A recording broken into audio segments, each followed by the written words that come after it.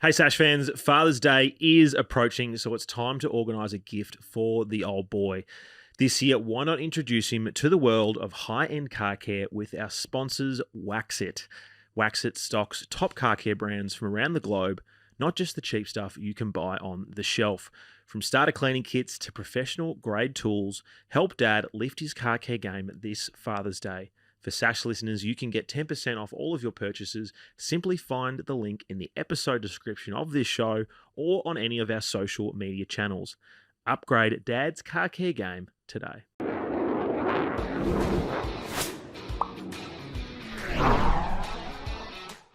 The package delivers on a Sunday. Darcy goes dad mode. Roberts debuts in style. And there is a pulse left in the season. This is the Sash, definitely not the official podcast of the Essendon Football Club. I'm your host, Rob, here with you as always. And joining me in Castaway Studios for our Monday review is Jesse. Hello, mate. Hello. Do you guys hear that by any chance? What is it? Is it a pulse? Is it a thump, thump, thump, thump? Oh, no, not again. Choo, choo. We're back, baby. The train is... It's the opposite of decommissioned. It is recommissioned, and we are taking tickets. We're taking tickets to the preliminary finals. We won't lose again for the rest of the season. Look, when we are travelling up the east coast of Australia, we are going to hit some rough territory around Sydney potentially. That there is potentially a blockade there, and certainly I don't think the tracks have actually even been built in Queensland yet, so we might actually completely be derailed there. But we have pitched the board quite significantly, and look, we're back on board, guys. So welcome, and feel free to take a seat behind me. Oh, there we go. The train's back on board. And also joining me is Ryan. Hello, mate. Hey, how you going? Good to hear the train back on the tracks. But, geez, I tell you what, didn't we need that yesterday? I don't know who needed it more, the players or the fans, because I was at that game and, geez, I genuinely thought a guy was nearly crying behind me yesterday, and you would have thought it was a premiership. He just looked so relieved we got a win. It was a good day to get to the MCG. Well, Ryan, you've been spared of a debut funeral pod. Because this would be it had it not gone our way. And Jesse, you've been spared me dressing you up in an outfit because I had something in mind. I was going to text you and just go if we'd lost. I was going to text you this morning. And go, hey, if I just go pick this up, will you wear it? And you would. I'm sure you would have done it. It wasn't a train conductor costume. It wasn't. No, okay. It wasn't a train conductor costume. I was looking at either finding train conductor costumes or coming in dressed as a train, dressed as a train.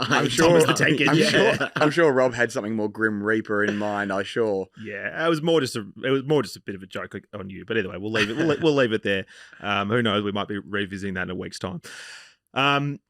Initial thoughts, fellas. Absolute heart stopper.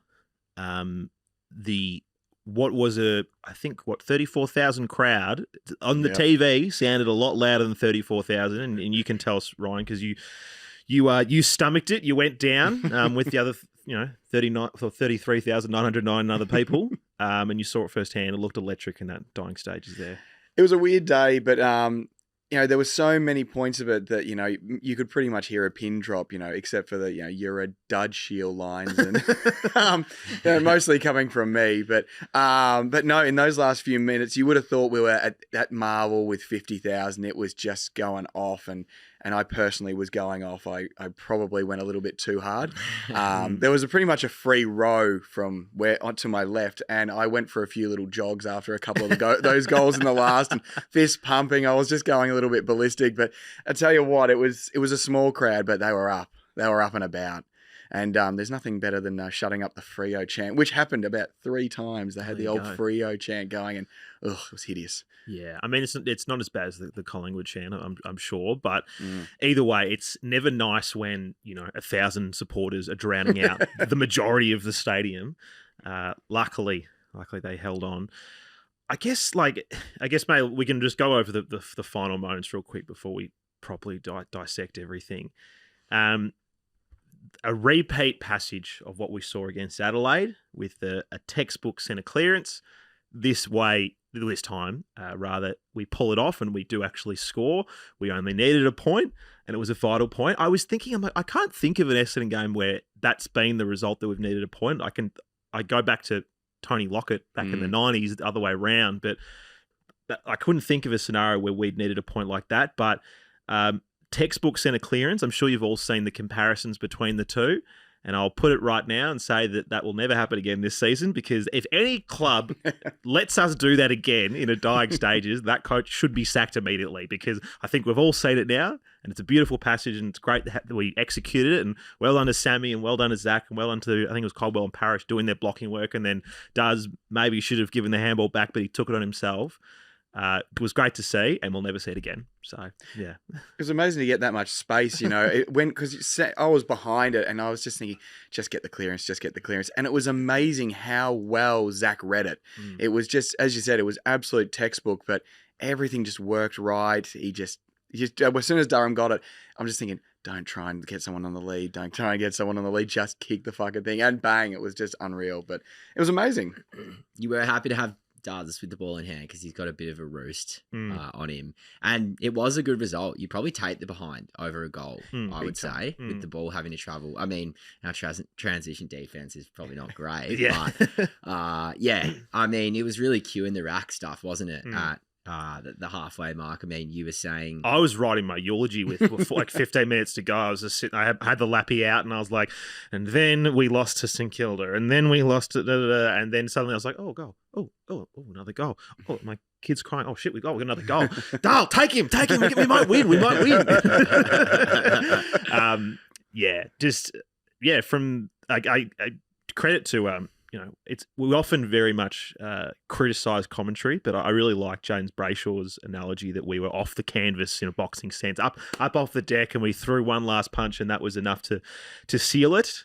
He was pretty impressed with it too, I think. Yeah, he definitely was, and lots of hype definitely in those final few minutes. But look, let's bask in it. Let's enjoy the win.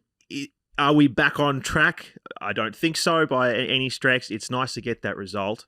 There is a slight pulse left in the season, but I did say to you maybe I'll start here, but I did say to you on Thursday night, Ryan, and people who listen to the Premium Show, I said, even if we win this week, I'm going to be disappointed knowing that we can still play well and we haven't played well for the past stretch. And that is just the bittersweet taste in my mouth that I'm like, look how good it can be at times. And then I just sit there and go, where was that last week? Where was that when we needed it against Adelaide? Where was that against Melbourne, against Geelong? I'm just sitting going, I think we're probably going to finish 9th or 10th, and we're going to be sitting there first week of footy in September, just ruining those results. And that's the bit that's really getting me right now.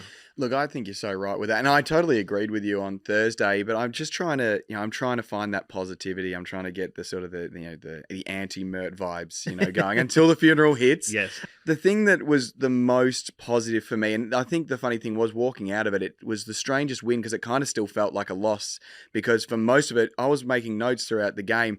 And I had a bit like you. I thought post Laverty's 50-metre penalty in the second quarter, we were cooked. We just looked garbage after that. But the best thing, and it's the thing that's been the problem over the last 2 months, we actually fought back. We actually fought and we kept going. I felt like in the last couple of weeks in particular, it did feel like the guys it almost like they went, okay, we're going to lose this one. All right, anyway, we'll just potter along and get the last 2 quarters done. But, to see, I think it was the 7.5 minute mark, we were 25 points down, and they just kept going, and they didn't go into their shells. They didn't wilt.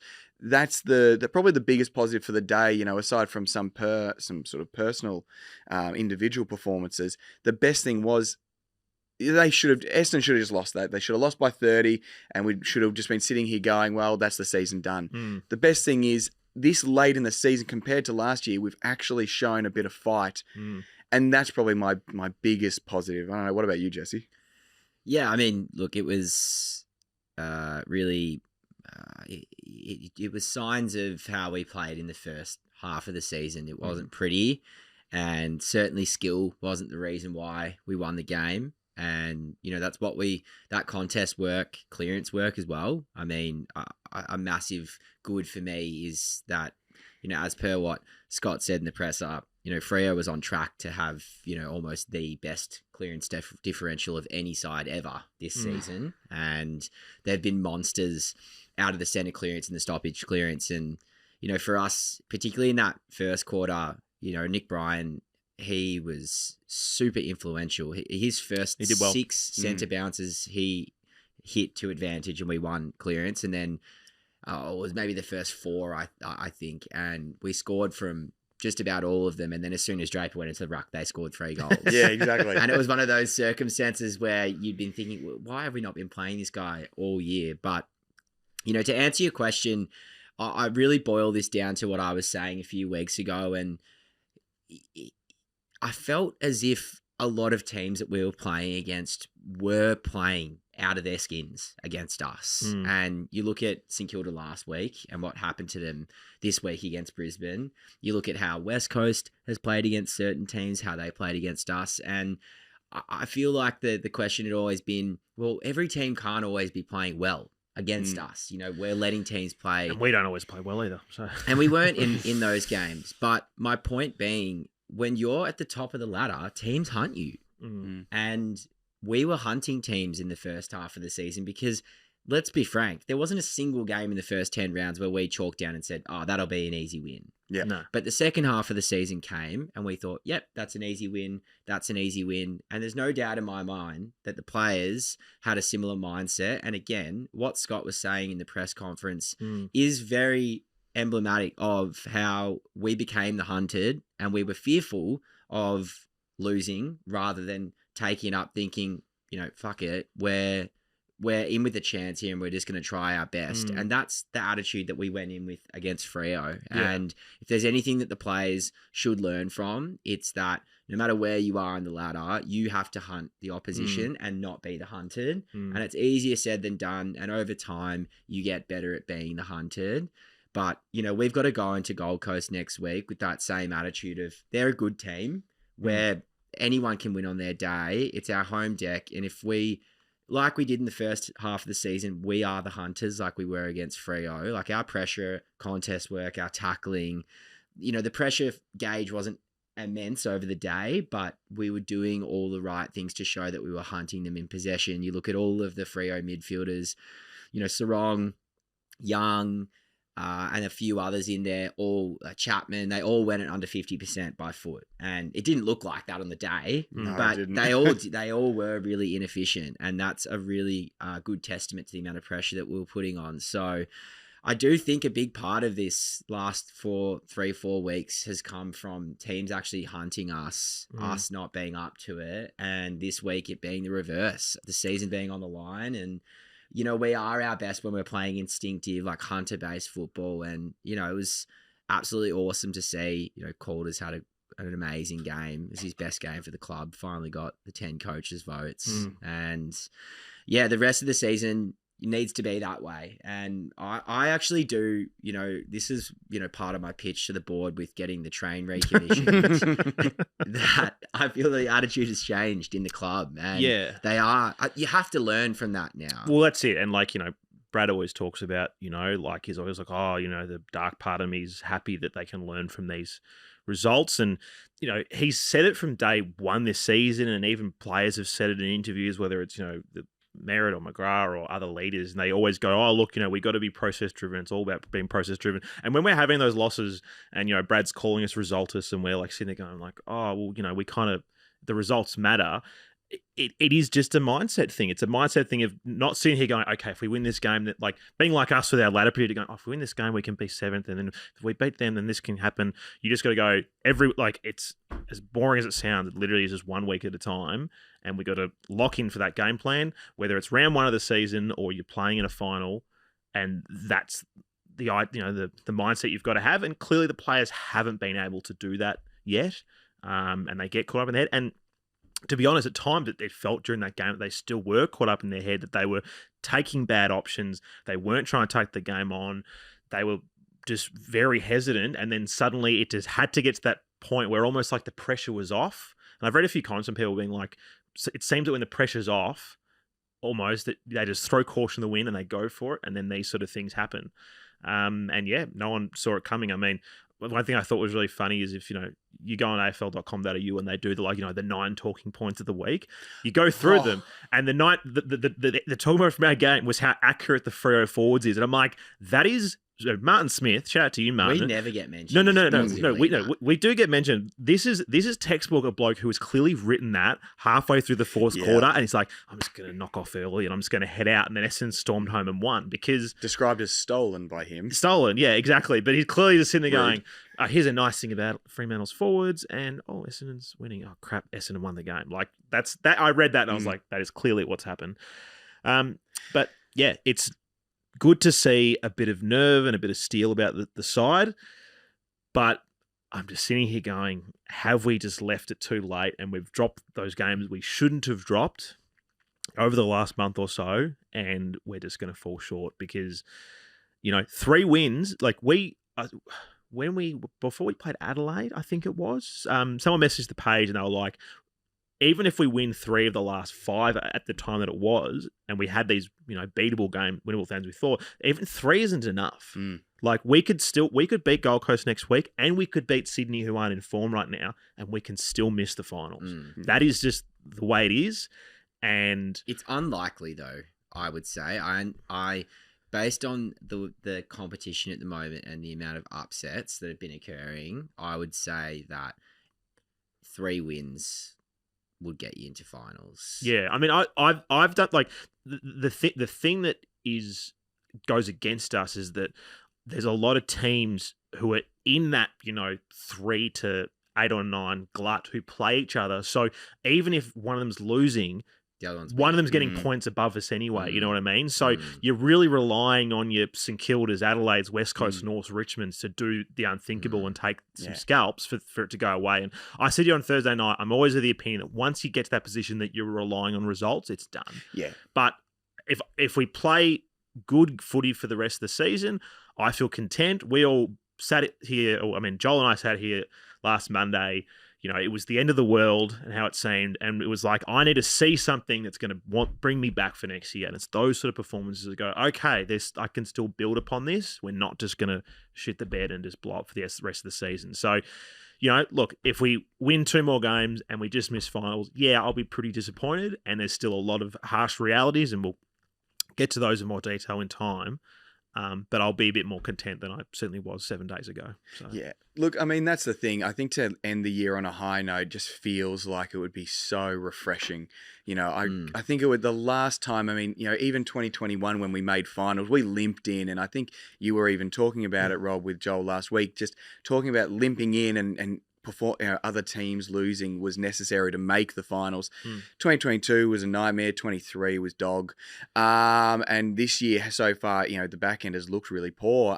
So to walk out with a positive would be great. But I think it's so interesting what the game on the weekend really proved was that I think 80% of what's wrong with this team, sure, the skills definitely aren't there. And you watched second and third quarter, this is definitely not a good enough side. The talent's not there. But 80% of it is just mental. And, you were talking about taking the pressure off, and that's how we start season so well. There is no pressure. So we come out and we're firing. And the thing that really was refreshing in those last 15 minutes was to actually play some instinctive football. The reason why we were down in that second quarter, third quarter was that risk-free footy that we feel really compelled to play, because you look at them, they look petrified to make a mistake. So to break the shackles, I just hope someone in the club points to that and goes, see what happens when you just take the game on and you take a risk. That's how Hawthorn is where they are. They make a lot of turnovers, but damn, they play good footy and they're winning more often than they're losing. Risk-free footy is not going to do it for us, and I hope that's sinking in. Yeah, I think we'll get into it goods in a bit, but I guess this was like, it was almost a bad of me watching the game is like, until that final 15 minutes where we really clicked, it felt to me the stark difference in their ball skills to our ball skills, particularly going inside 50, was just could not be further apart. They were just hitting these beautiful passes, beautiful leads to our guys to advantage, and it felt like for such a long period of time that we were struggling with that.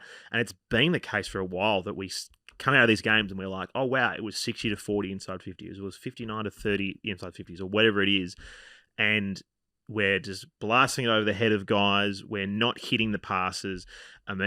we can talk about some of the guys in the back half and their skill errors, but that for me is what will separate us from being at the absolute top. And I still, there's definitely a lot of cattle in that team who I don't think are at that standard. Our bottom 6 that we're carrying, particularly yesterday, were fucking atrocious. The worst that they've played all year. Laverty was terrible. That was the worst game I probably think he's ever played. Easily worst game for the season for him. He got lucky that tackle was given a throw, dangerous tackle because just obviously no one called it to him, but he didn't see someone coming. Just bad kicks, kicking into the mark, kicking out of the full. Just an absolute stinker from him. I mean, I watched the game back today, and I know there was a lot of negative talk about Menzies, and he did have a lot of moments where he didn't take the right option, but he did actually do some okay things as well. Kind of. It's those big mistakes. He cost us, and that's the thing. They're big mistakes. How many goals did Laverty and Menzies cost us? Menzies alone, at a minimum, we had chain after chain that there were goals waiting to happen, and he actively made a mistake, took the wrong decision, and just fumbled it. Laverty's funny because I think he's great he's a really good player, really strong defender in a crap team. And now as we're trying to become a good team, we're seeing that he's just okay. He's like a pretty girl that you bring back from the nightclub and you wake up in the morning and you realise what you've actually woken up next to. What an analogy, God! Oh, jeez. But no, I think that's the thing. In the years where we've been really dire and things have been really bad, I think that we've been really impressed by his effort. But now that we go, no, come on, we need to take it up a notch. He's not able to go with the likes of Actually, I can't even name someone in the back line that I could say the likes of, but. Yeah, it was definitely a low light. He just can't even defend though at the moment. I mean, there was so many occasions, not to mention obviously the last incident with Jai Amos. Like, why do you have your arm around his shoulder and neck? It just makes no sense. There was another incident where, again, he was on maybe their other good full forward who. Tracy? Yeah, Tracy. Yeah. And look, the ball was turned over on the half forward line and they got the ball and they were both running back towards goal and Tracy ran left and Laverty ran right and just had absolutely no idea where he was. Yeah. And we ask ourselves, why do our defenders give our players so much separation? They don't even know where to run defensively. They're running in the opposite direction to where they're going. I mean, I want to talk a little bit more about the defense because I don't think that I've ever felt more insecure and scared as an Essendon supporter than when our defenders have ball in hand. There's just not a single defender in our team that I trust with disposing of the ball. Redmond hasn't been reliable. He was. I will say he was better on the weekend. But, but as a season whole, yes, I agree. Correct. He was obviously he was amazing over the weekend, but has not been reliable. Mackay has not been reliable. McGrath has been the furthest thing from reliable. He scares me. Kelly hasn't been reliable. And then Laverty hasn't been reliable. I mean, you look at all premiership defences. Even Ridley. And they are all not only built on defenders that can defend, but that are exactly composure and elite with ball use. And I really don't even know where they start, but I did see that David Zeta, actually is Avy Boy my level. Shout out, Dave. You're a good man. He was saying that we are packaging up a deal to try and get Isaac Cumming and Harry Perriman both from GWS, which would be big. Handy. That'd be very big. Yeah. Well, I mean, to circle back to because we need to really reshape that defense. Oh, totally. Yeah, I'd love to get Perriman off the halfback flank. That'd be awesome. To circle back to Laverty, I mean, if we go back to the very beginning of the season when the majority of the list was fit and healthy, it was looking like that he wasn't going to be in the team. They were going to be playing Zach Reid. Zach Reid got injured, 20 minutes into the first practice match, and then we haven't seen him since. So at the start of the season, with everyone available, he wasn't actually in the 22, it looked like, Laverty. But he's durable, he's physical, and I've seen a lot of people talking about Lewis Hayes, be like, oh, why don't we play Hayes over him? I think it's a Hayes or Cox scenario. You probably can't deal with both of them. Hayes also directly turned the ball over like 3 times in the VFL in our defensive 50 straight away. Sounds like a Ben Mackay in the weight. Yeah. Which was, he's raw. Yeah, he's 19 years old. he's he super was raw. like 17, almost 17 when we drafted him or something along those lines. He's very raw. And I think, I think there's some signs there, like they've obviously got faith with him. He actually can defend though. Yeah. I'm just not sure about ball use yet, but he can defend. Yeah, and look, I went to a quarter and a half of the VFL on the weekend, and I will say this: Preston are terrible. They are the bottom of the ladder for a reason. They are absolutely shocking, and it was nice seeing our boys in the midfield absolutely tear them up. But there were a few times I'm like, "Geez, this VFL team is bad." Yeah, they are real bad. Perkins running with absolutely no one on his hammer for like 20 meters through the corridor. Like it was pretty funny. At one point, there was a ball up. Like I was leaving the ground. I was walking around the side, and I was pushing the prem. I looked over, and it was our midfield setup was Goldstein, Setterfield, Perkins, and Hobbs against some bloke who looked like he sells vinyls on High Street in the ruck, and then 3 just, VFL blokes. And I was just going, all right, I just got to watch this real quick. And it was just like Goldstein, tap, bang, clearance, and we got it out. I'm like, so this almost isn't fair, but that's VFL, unfortunately. Look, the defense is a big issue for me, I guess, abroad. I think maybe let's just circle back to the... Gee, I'm sounding very corporate today. Circle back. Let's go back to the game itself and maybe do some goods, and then we can have a bit of more of a holistic chat. I do have a thought on the defense, and it has a lot to do with the midfield. Oh, go shoot that, that, and then we'll do the goods. So essentially, you look at, and this is like it's still a knock on the defense, but you look at our midfield sometimes, and the speed at which it comes out of that midfield, from centre clearances in particular, is frightening. And there's a lot. We still don't have enough two-way runners in that midfield to give them support. But this is my knock on the defence, is that when we do that, teams' opposition seem to be able to negate a lot of our inside 50s. They're able to punch it, whatever. Our guys are so poor at positioning, it feels. They're always at least 3 or 5 paces behind. It's unreal. Yeah, but the midfield definitely, particularly for the middle quarters, the second and third quarter, the speed and the ease at which Freo was getting the ball out and how comfortably they were being able to run it out of the square and just hit guys on the chest. Hayden Young just ripped us apart, particularly in that second and third quarter, and we had no answers. And I feel it's hard for the defense to go, well, shit, if it's coming out that hard and that fast every time, I don't really, I can stay right next to my bloke, but what else can I really do unless the midfield's supporting me? But at the same time, I offer up lollipops into the forward line. So, and that's what kills me, and we get a really quick midfield exit from a centre clearance, and we don't have that same potency, and the defense seems to be able to rebound and then I do have one thing to say about that. And it's not all to blame. Even the Jai Menzie play, if you look at what happened, the reason he was hesitating is because rather than Stringer leading up to him, Stringer led towards goal, and it was an 80-meter kick. But that's the Stringer's favourite move, is point at the goals and just be like, back here. That's where I want it. This is the fundamental error, and this is what we've been crying out for years as Essendon supporters, is a forward line coach that can actually teach the team where to lead.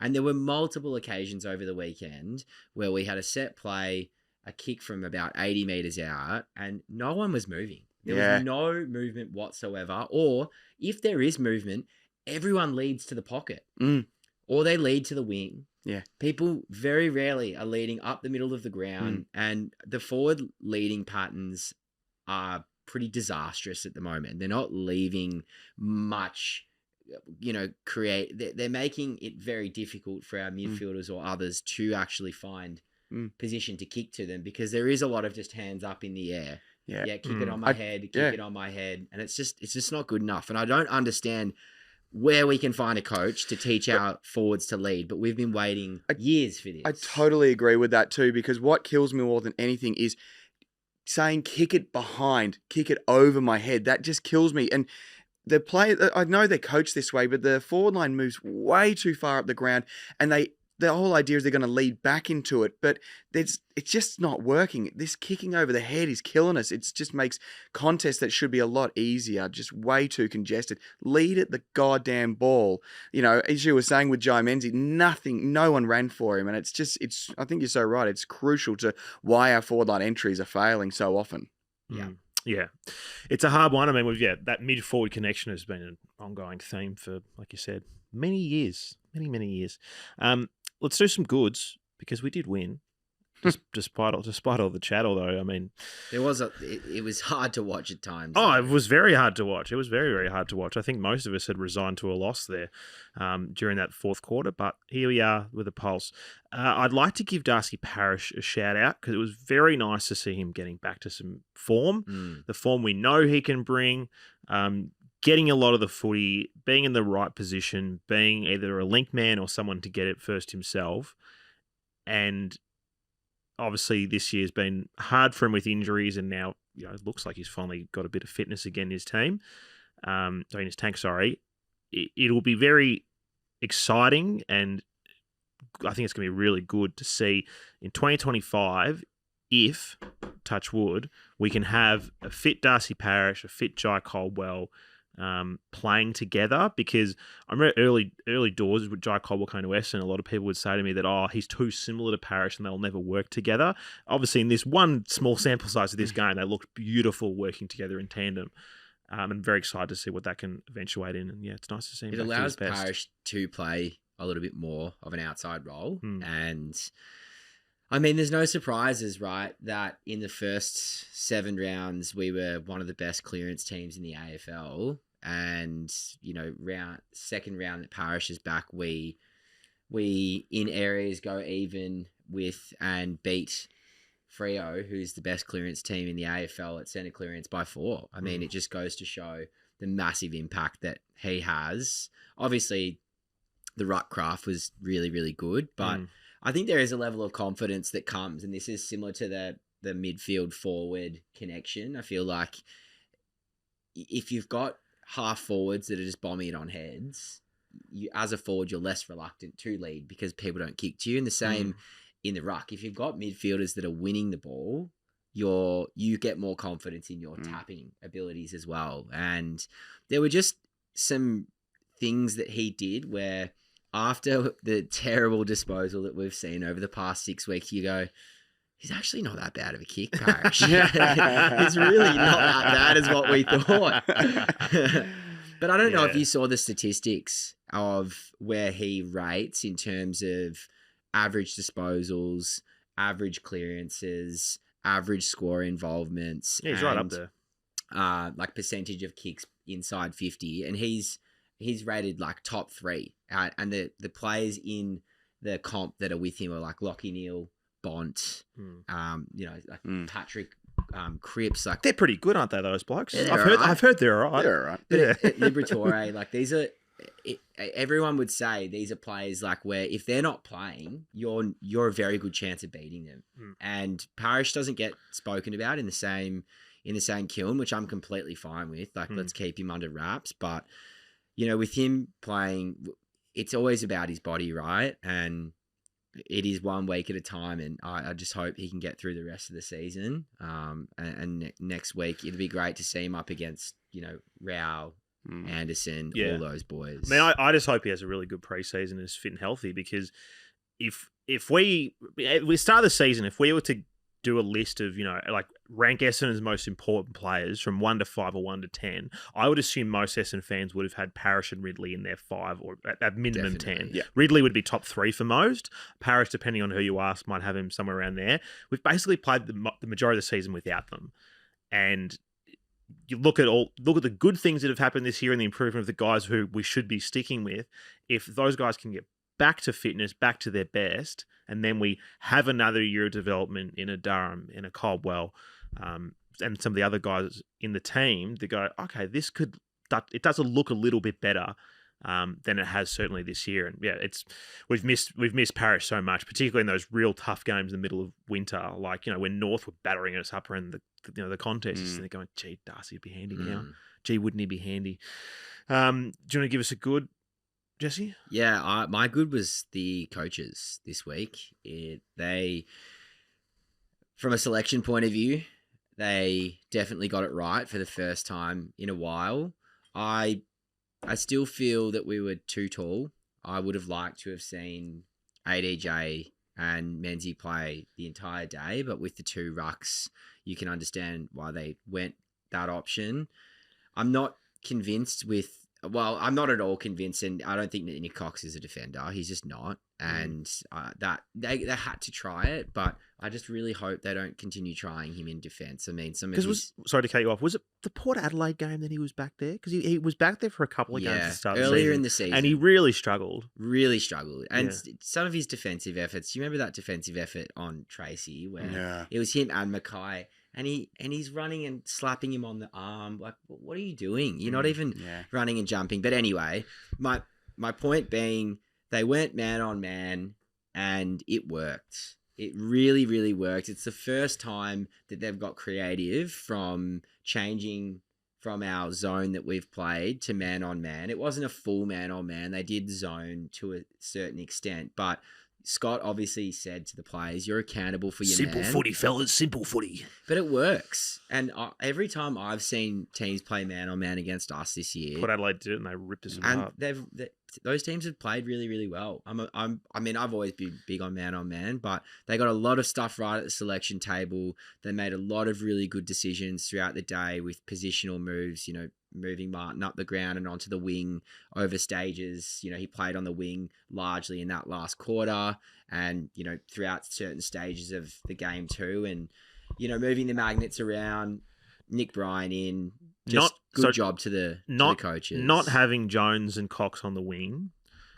I'm like, it was, we did the experiment. We won one game during that period, and this isn't the sole reason that we lost that game, but Jones is a really good mobile forward who can play as a nice high half forward.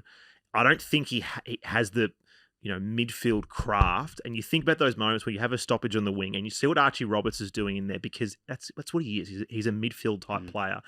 Same with Nick Cox as well. Like he's okay for a big guy in that position, but I mean, we don't no one knows what Nick Cox is. But say with Harry Jones, like he's good for a big guy. It's like when someone says, "Oh, he's funny, but for an athlete." You know what I mean? Like there's a comedian, and then there's an athlete with a podcast. It's like, okay, apples and oranges here.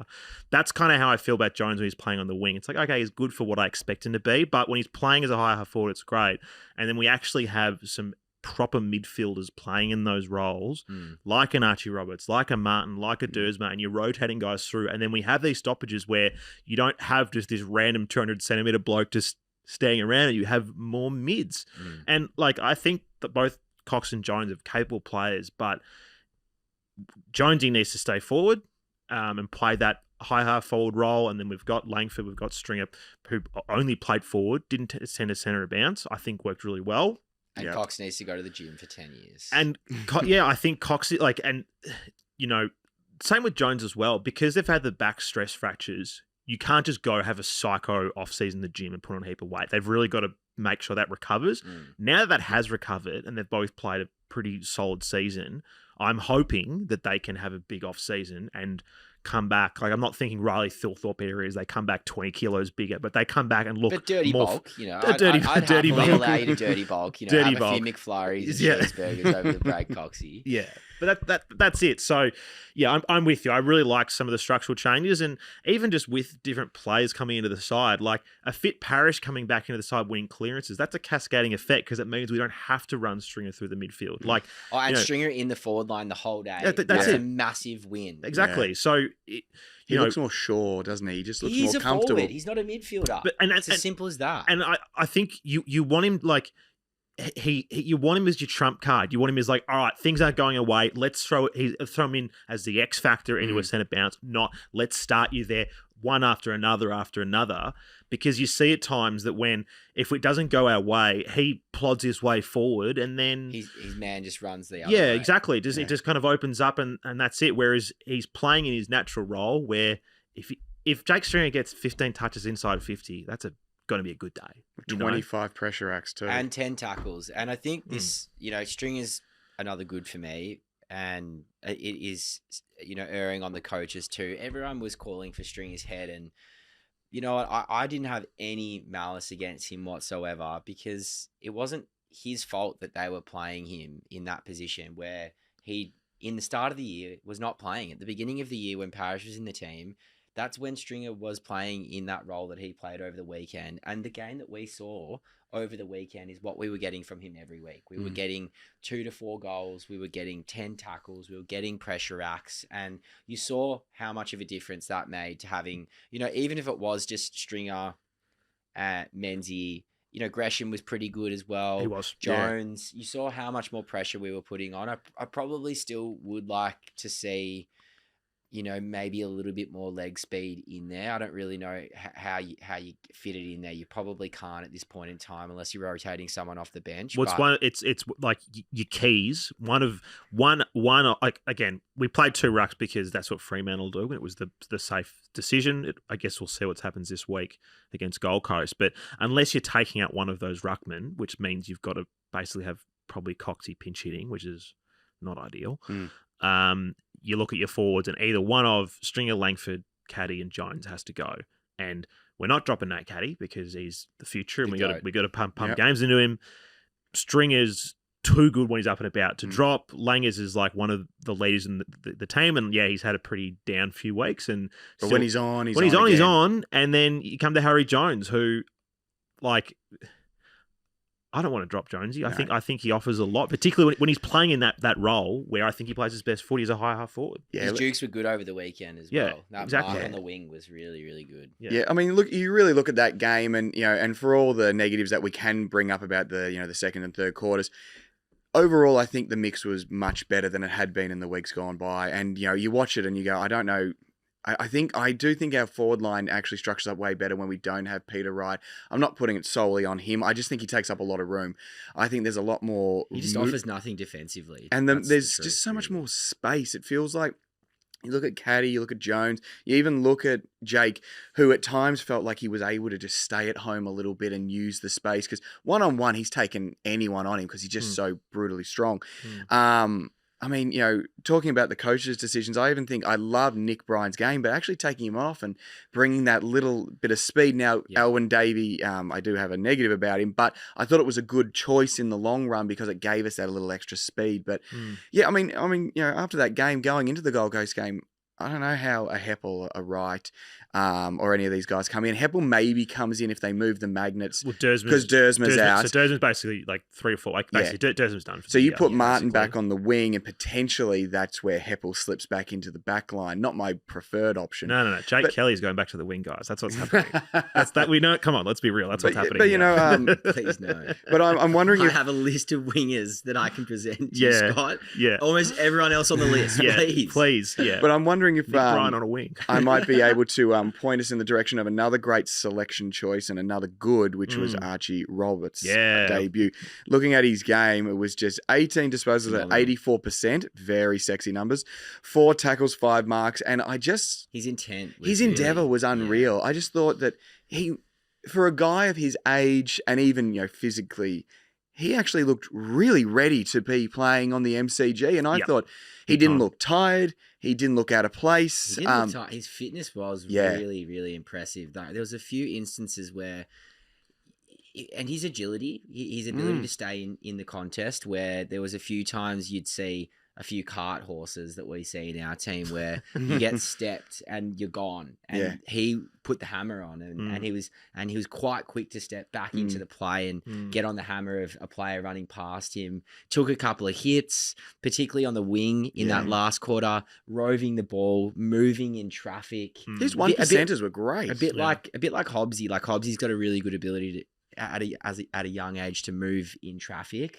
and you saw. But there's like this almost elegance that he has with the way that he moves, and there's certain players that have it, and I've got really big hopes for this guy. Can't wait to see us ruin him. I don't want to even overstep it, but the fact that he wasn't overwhelmed by the experience, that really bodes well. Yeah, looked very comfortable with the pressure of senior footy, and at times, Fremantle weren't bringing absolute elite pressure, but, it is common that you might see a debutant just take that little bit of hesitation, oh God, and then, wear a big hit and not be quite sure what to do. But yeah, he looks like someone who's very, very comfortable with the He's level. more composed than Menzies, and Menzies played 20, 30 odd games. 20, 30 odd games. And definitely with that performance, I'd be really disappointed to see if he played VFL next week, because there's nothing in my mind that says he shouldn't be at least in the squad for next week. Well, now that Dersma's out, he's definitely I think he's barring any injury, I think he's locked in for the remainder of the season. Yeah. At least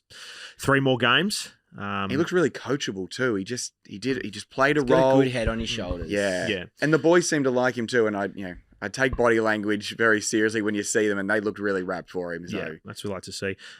Coaches' votes, as we alluded to before, Jai Caldwell got 10. Finally. Andy Brayshaw got 5. And I know we joked about potting him at the start of the pod, but a very, very strong final quarter. Dylan Shield got 4 votes from the coaches. 100%. Hayden Young got 4, Stringer 3, Redmond 3, as we said, had a very good game on the weekend. Darcy Parish 1. Look, it was funny on the weekend going to the VFL, and I'm looking at Hobbs and looking at Sardis and looking at Perkins, and you're going, oh, so who comes out of our midfield? And I think the assumption by most of us is that Dylan Shield will be going somewhere else next season, and he hasn't done his trade value any harm, which is nice since he's been back. I kind of don't want him to go now, though. We're finally getting good Dylan Shield again. We get occasional good Dylan Shield. I know he went at 100% yesterday, and I don't want to jump into the bads, but he was saved by a phenomenal 15 minutes in that fourth quarter where his centre clearances were very, very good. But prior to that, his jersey was very, very clean. He just potted around, and he got a kind of cheap little disposals. I'm happy for him to go to St Kilda for the right price. Yeah, and that's it. I think we would hope that, one of those 3 names that I mentioned is asserting themselves to get back into this team and playing regular footy, because there's basically, assuming he goes, there's a spot there to be taken as a non-baller, whether it's Hobbs, whether it's Sardis, whether it's Perkins. There's a spot there to play. All of them obviously playing the guts.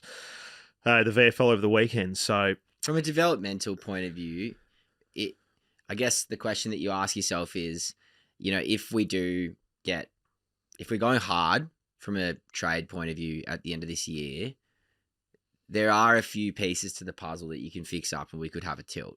We really could, based on there's quite a few pieces, I reckon. The train is running. The train is running. I don't know. I mean, I know what you mean. We've had a good year. We've challenged a lot of really good teams this year, and that's carrying a lot of players, 5 or 6 players in that side that aren't good. Like shoring up that back line, if we can do that, let's say we did get a Cumming and a Perryman in or something like that. You've got a Zach Reed. Berserk. The spider in the webs just lurking to come down. Zach, I would but like Gumby 2.0. The point that I'm trying to make, though, is you got 2 options, right? And there's no right or wrong answer. It's just, what are you trying to achieve next year? Do you go for development, which I feel they will do, and you get rid of Shield, and then you develop a Hobbs? Because you are probably going to get more out of having Hobbs play 20 games or a Sardis. Sardis, to be fair, I'd probably play Sardis in the midfield next year over Hobbs in that role. Or do you keep Shield and you go hard at that trade and you bring in and you shore up to tilt? I would actually I think it's a really good question, because I was even wondering this at the game yesterday, because I don't really know if the club's been very open about this, but where do they think we're at? And I think I know where Jesse thinks we're at, but overall, I don't know what the club thinks we're at. Do they think the next 3 years we can have a crack, or at least get to the point where maybe the free agents start coming and we can start going, or are we looking at this is the start of maybe a 5-year period and we need to do a cheeky, tiny little build to actually get those pieces together? Because that's the thing. I look at our demographic, and I know once you take out Goldie and Heppel and Shield as well, the age demographic shrinks. But I look at guys like Langford, and I look at guys like Merritt, and I start to wonder, well, where does the club think we're at? And I'm wondering what you guys think. Where do you think they think we're at? What's the thing? Like, Brad's, particularly last year, he spoke like we were a long way off it. This year, it's not, I wouldn't say as extreme, but he speaks like we've got a long, long way to go. And I agree with a lot of that. But then they'd make moves like bringing in, more experienced players. Like, we go get a Mackay, we go get a Dursman, we go get a Gresham. And yes, we didn't give up draft capital for it. It was just money. But you look at it and go, okay, like where do you see it going? Now, none of those guys are super old. They're all sort of in that mid to late stage of their careers. And I guess that's it. Yeah, on one hand, he says this, but on the other hand, we act like this. Particularly if we're active in the trade period. Yeah. That would say they think we're going now. Yeah, and then there's also like, I've just lost what I was going to say. The Mackays of the world, it's all well and good for us to pay them big bucks and get them in, but we sort of go, are we getting them right now for this job, or are you literally just going to pick a guy because, okay, he's better than, we've got no one, BZT's leaving, let's just go get whoever's available, and you're just going to fill this place until we can replace you, which, considering how much we're paying the man, I would hope is not what we're doing. And for the first half of this season, I felt pretty good about him being on 1.5 mil, but for the last month, I have not. He was all right yesterday. He was all right yesterday. It's funny. A good mate of mine He's probably the only person in our defence that knows how to defend. Yeah, more often than not. a good mate of mine who's a St Kilda supporter. He told me he listened to the pod on Monday and he said I couldn't believe how soft you went on Ben Mackay, going up against kids from St Kilda and getting absolutely smashed. But I guess I've always got a soft spot for defenders who have the ball coming in there literally minute after minute after minute. Yeah. I don't know. I guess it's just... And like Cooper Sharman wearing the shoes from Like Mike for a day. like Mike. Yeah, I guess it's just that, his errant disposal has really worried me. But to get back to your point that I've very much tried to duck and weave, right? I haven't got a clue. Because when actions say one thing and then conversations say the other thing. I do think we have a good core of players who could be there to help us progress to, the promised land. But I'm very aware that there's also as many players in the other end who I don't think are part of this. Yeah, Jesse made mention there's at least 6 there that would be described as passengers on his train. We no tickets. No tickets. They somehow they didn't touch on their marquee. They didn't. Yeah. There's no way they did. Laverty's not touching on. Yeah. No chance. He's pushing it. Down. Yeah. What else have I missed there? Can I have one more good? Go for it. Nick Martin. Yeah. Again, I think we're just coming to expect this from him. 25 disposals, 2 goals. I know that it's a great treat that we can put him up forward, but can we just fucking leave him there? He kicked 2 goals in a quarter when we needed it, and he did it without even... It didn't even look like he really was working that hard. He's just... He finds himself in the right spot. He's got the right instinct, and he kicks... And everybody kicks when he needs to, and he's very silky, and I understand why we use him out of the back line, but his ability to really change the sort of the mood of a game by being on that wing to forward line, it's nearly unmatched in our team how quickly he can just go, I can change this, and you won't even really notice he did it. I've been thinking about this a bit because I've read plenty of comments and had my own, obviously, opinions about it all. And there are people who are like, he has to play forward the whole time. He has to play on the wing the whole time. You still read the odd comment, people being like, I really like him in the back line. And, this is a very big comparison to one of the all-time greats of the competition. Yeah, go on. And I've been thinking about this. I've been thinking about this because this last period, there's been celebrations of, big milestones. Pendlebury obviously had his 400, and there was the photo of Pendlebury sitting with the guys in the 400 club. And I was thinking about what Sean Burgoyne used to do for Hawthorn. He kind of just played everywhere. They need him in the defence, he played in defence. They need him on the wing, he played in the wing. They need him in the guts. And you go forward. And I'm looking at Nick Martin now, and I'm like, we all sit there and go, he keeps kicking goals playing forward. But if we have this perfect utility, let's maximize it for whatever we need. Like, yeah, right, his work off the half-back line needs more work than it does in the forward line, but why not develop into that ultimate utility? Like, they want Nick Cox to be the next Mark Blitzarves. Well, why can't we have Blitzarves and Burgoyne in the same team? Like, why can't we develop in that direction? Like, that's what I'd love it to get to. They probably are. And I think that's what we're trying to do, is let's make him into this ultimate X factor that you don't know where he's going to go, because this is the thing. If you know that every single week that they're going to park Peter Wright in the goal square and they're going to kick long to him because Ben Rutten's the coach and that's the game plan, guess what? After a couple of weeks, everyone knows that's the game plan. I will give you that. But they don't seem to know what to do with Nick Martin when he changes it. And that's it. And if Dimmer Hardwick or John Longmire is sitting there in the next 2 weeks and they're doing their plan and they get to Nick Martin's name and they go, where's he going to play this week? That's a good thing. Yeah. I think that's a great thing. And I'm of now the opinion that we just roll the dice and that's where he plays. Who knows? Maybe we can just move him there a little earlier. Maybe the last quarter was over. But I love your excitement, the joy in your eyes then when you were talking about that, using Burgoyne as a sort of a comparison. You were just, that was so adorable. Yeah, I'm ready to go to the Olympic archery because that was a big bowstring to pull there. So.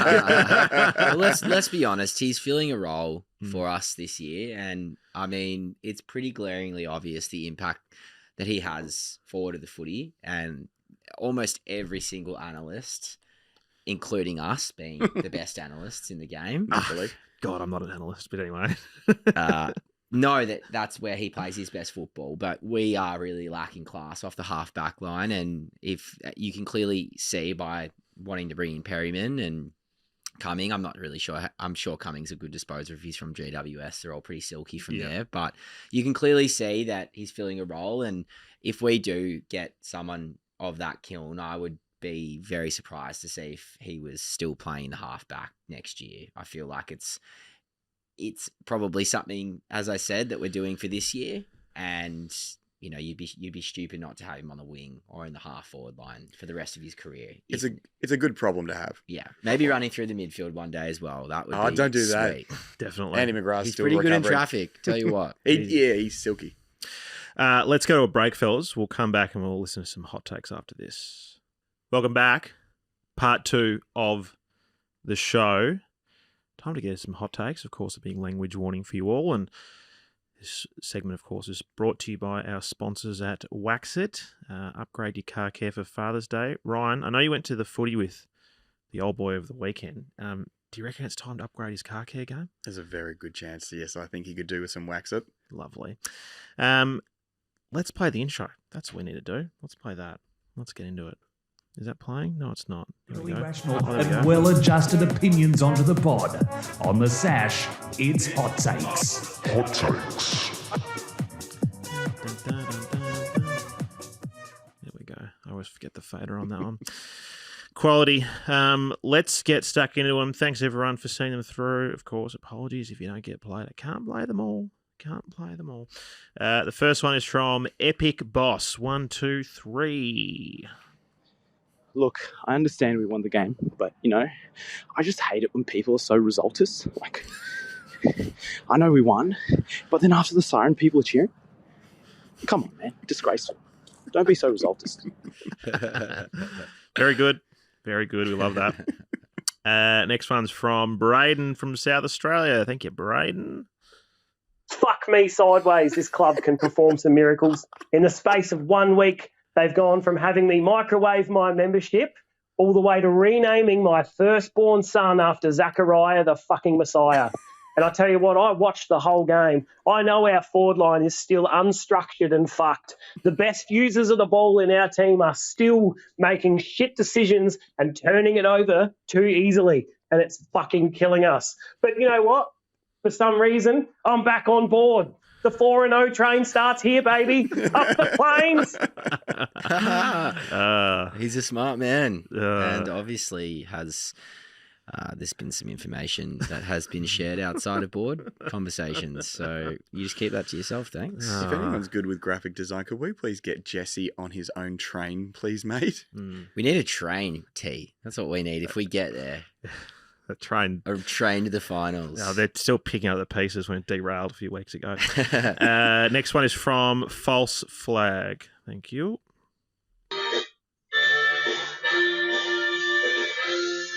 Baby Frio. Whoa, whoa, whoa. Up the plains. I don't know what that was. Why?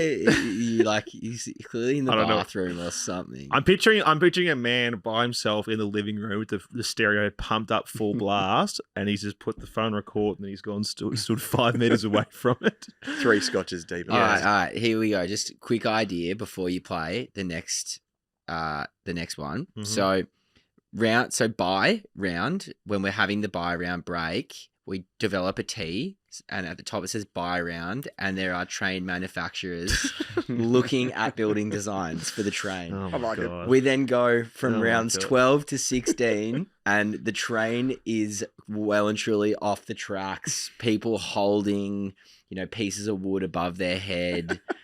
And if we do win the next 4 rounds, it is the train sailing through to the top of the hill with the Premiership Cup.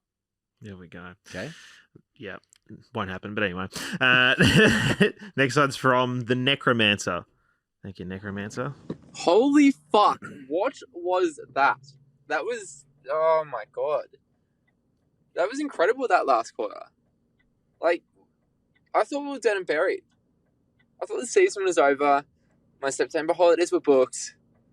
And then the Necromancer comes in and revives our season. Holy shit. We're actually back in it. Am I starting to believe again? I remember, boys, earlier in the season, you said, it's the hope that kills you. It's going to be the hope that kills me. But I don't care. I'm riding this wave. We beat Gold Coast next week. Hopefully Carlton will lose. We're in the 8. Fucking hell. This season.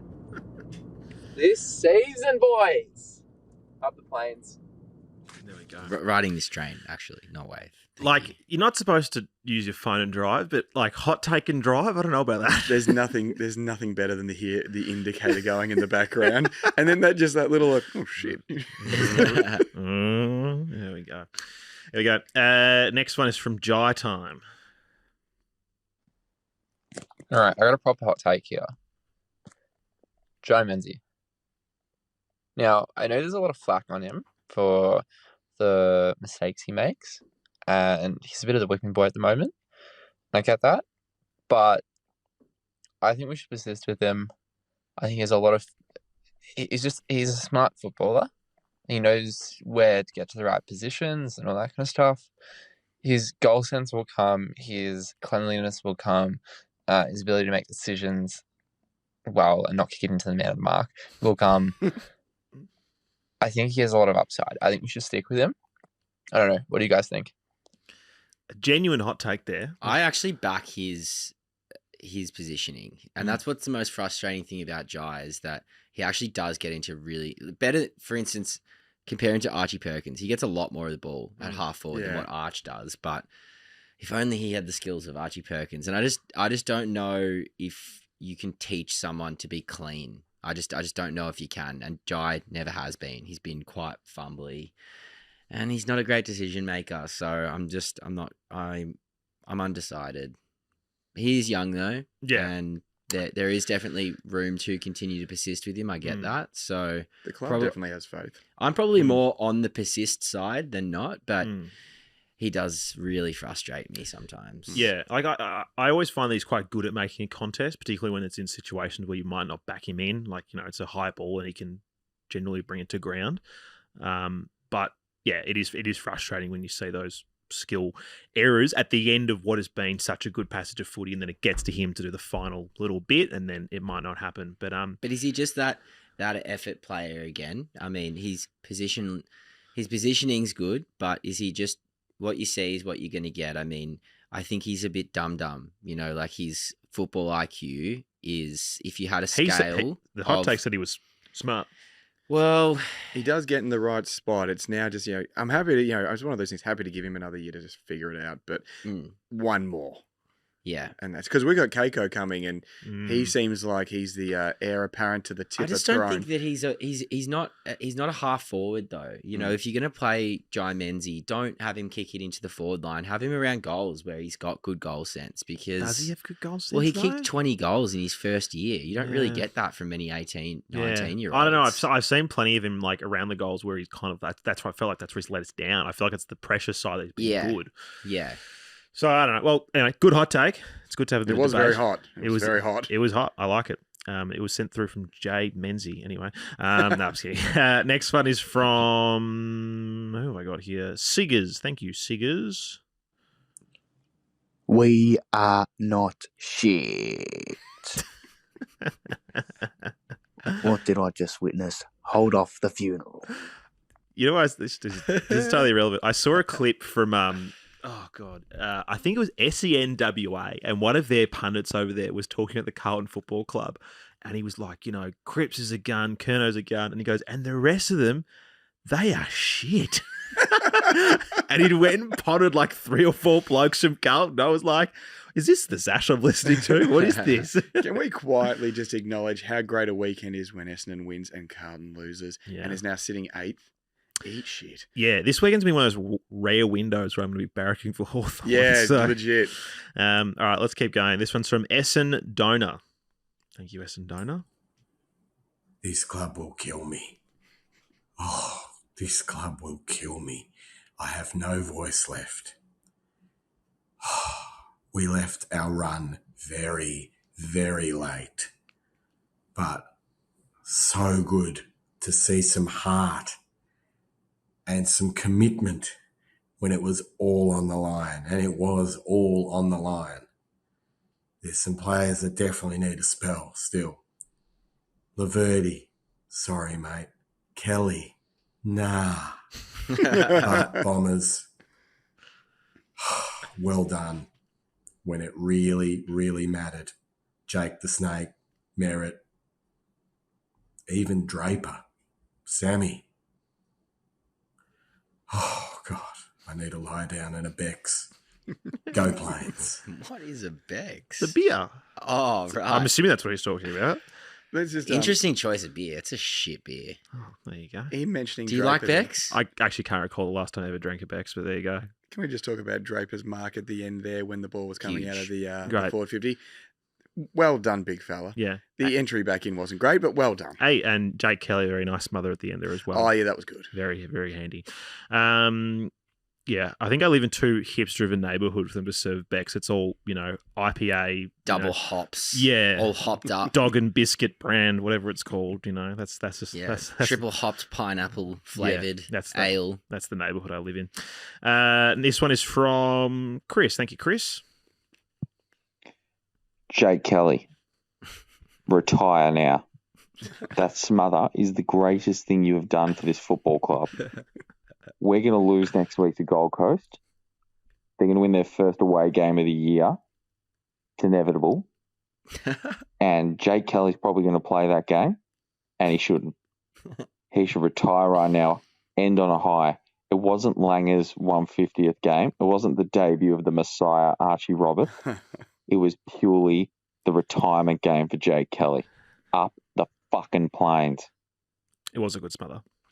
It was a good smother. It was harsh. He didn't have a bad game, actually. I think he's... I mean, Did you see his kick on the left from the back 50 onto the wing? I was like, wow.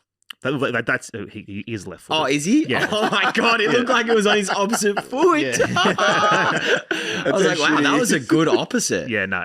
He did not. He dropped it onto his boot like he was genuinely kicking opposite foot. No. He is a left footer.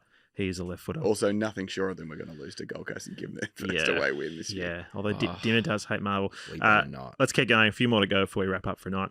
This one's from Package Was Delivered. This one goes out to the package.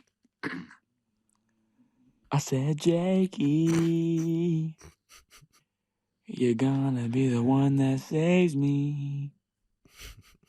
And after all, Jakey's my deep fault. Go the Dons. How many Billies do you reckon that guy's had? The D at the end. Forward.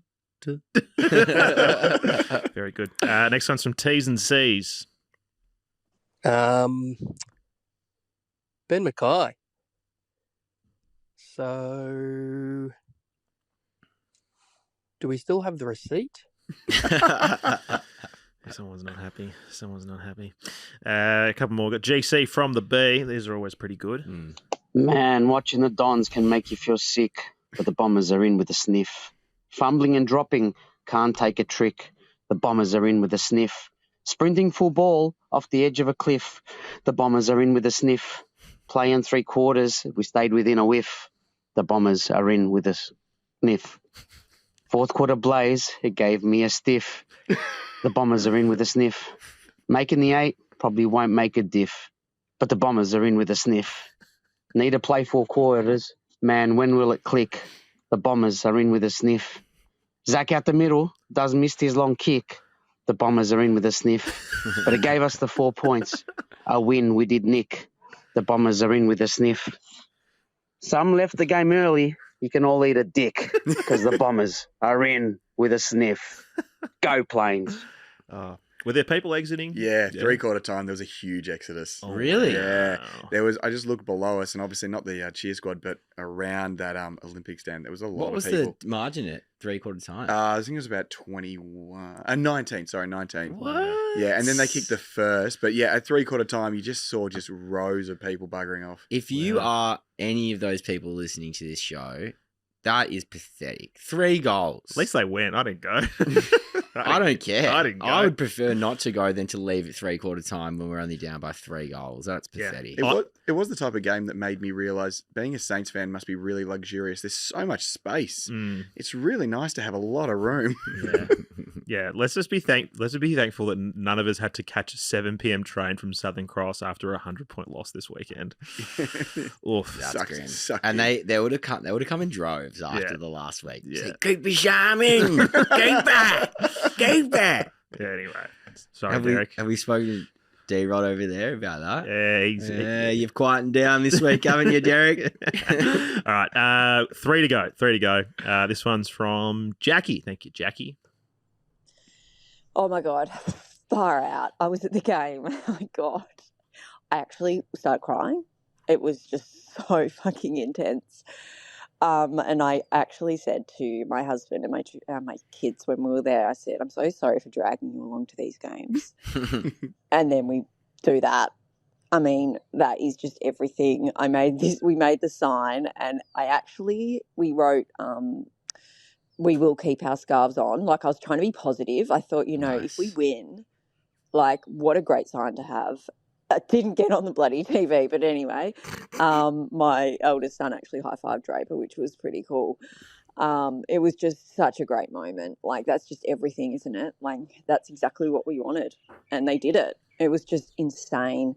So I don't really know what else to say. I'm really proud of them. I think they all played pretty well. Laverda, Yep, okay, we can talk about that. But I'm just happy. I'm just really happy, and that's exactly what we wanted. So go the bloody Bombers. That's it. She's the best. Enjoy it. She's the best supporter. It's a shame. That's number one. Shame we didn't get to. There was the make Essendon great again person, the cheer score, which I had a good laugh about. That was very funny. That was very, very, very Bagman? Because it looked like the Bagman sort of art on it as well. Yeah, I don't know if it might have been an ode to Imposter. the Bagman. Ode to the Bagman. Ode to Bags. Ode to Bags, yeah. All right, 2 to go. This one's from the Don Father. Just when I thought I was out, they pulled me back in. Short and sweet. What are the odds we can do that again? Go Plains. There we go. Nice. Short and sweet. Short and sweet. Well, fellas, why not end on a song? Why not end on a song? You know what's really funny about this is that last week after we lost to St Kilda, and it might have been the Adelaide game, I had a few drinks, and in my head I was thinking about this song, but I was like, should I send my own hot take to my own show? And I was like, no, I won't do it. But someone has used this song, and I'm very happy about it. So this is Maybe We're There, ? Actually, no, I won't read the rest of the name because it spoils the song. So let's just enjoy this to end on. Hello there. Seems the boys turned up to play. All of the media and abuse have made them strong. But I'm still not convinced we're the proper contenders. After all, it was only a frickin' point. Only a frickin' point. Zach Merritt, we love you.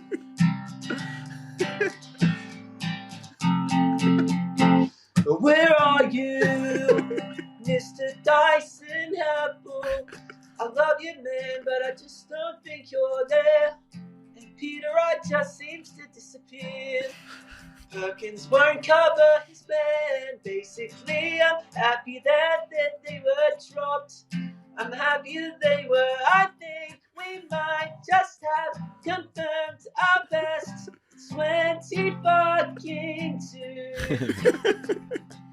Jesus, Mackay, stay on your man. Stop acting like you're paper proof. You're not worth that much money.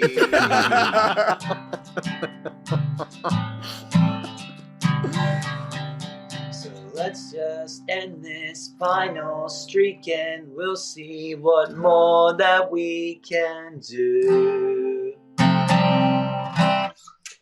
Good win, boys. But again, still not very convinced. Let's just fucking take it up to Gold Coast, not give them their first away win, and as the song says, see what more we can do. Thanks. Very good. Good voice. Very, very good. Very nice voice. Very, very good. That was committed to that. Fantastic note to end on there. Yeah, love that. Love that. I had something to say halfway through that, and I totally forgot. I was enjoying the song too much. It's a beautiful rendition. That's when you know. Yeah, that's when you know. That's when you know. I've put a star next to it, so it's there for the end of season reel, that one. That'll be a good one. Fellas, that wraps us up for an evening. We've held off for the funeral for another week. The Undertaker's just lurking out the front of the studio, just waiting for the call. The hearse is ready. The engine's running. Mert's ready to go, but we've held off for another week. Jesse, final thoughts, mate? I just hope that when I walk out there, the Undertaker's not wearing a Gold Coast jumper, because I'll be very frightened if that's the case. Just dimmer out the front, smoking a ciggy. Yeah. Yeah. Ryan, final thoughts? Yeah, I think let's keep this train rolling. Let's get Jesse's train back on track. So we're heading into maybe some exciting times, but probably not. Yeah. Let's try and end the season on a good year, on a good note, whether we make finals or not. It would be nice to feel positive and not go out getting absolutely steamrolled in the last few games. There's still plenty to play for, but it is unlikely from here. Thanks everyone for listening. Thanks everyone for viewing on YouTube. Thanks of course to our sponsors and our premium supporters. If you want to listen to Thursday's show as we preview the Gold Coast, you can sign up to become a premium member. You can find the link in the episode description and also on our social media pages. $5 a month. You get an extra show every single week during the season. You get to hear me spit up and drink wine and just try and make sense of things on a Thursday night. And then, of course, we go through the teams and do all that. Have a bit of a laugh. It's always a bit of fun on a Thursday night. But until then, stay safe, look after yourself, up the plains, go Dons. Bye!